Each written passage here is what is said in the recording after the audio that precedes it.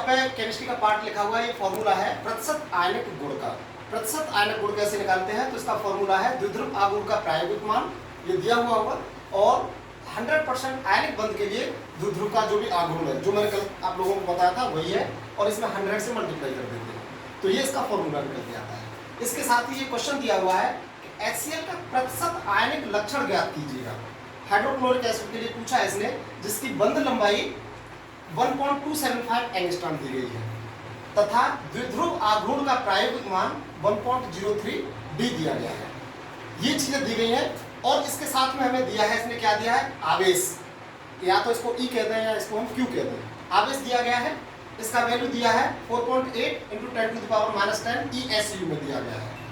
D जो दूरी है दोनों द्विध्रुव के बीच की, वो D दी गई है 1.275 एंगस्ट्रॉम। इसको हमने सेंटीमीटर में कन्वर्ट कर दिया, तो D = 1.275 × 10⁻⁸ ये सेंटीमीटर में कन्वर्ट कर दिया है।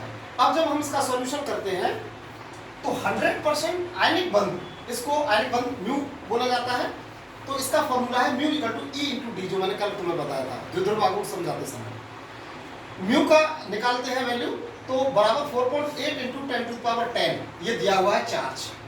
E की जगह पे हमने ये लगाया है 4.8 × 10⁻10, ये लगा दिया E, और D का मल्टीप्लाई कर दिया है 1.275 × 10⁻8 से।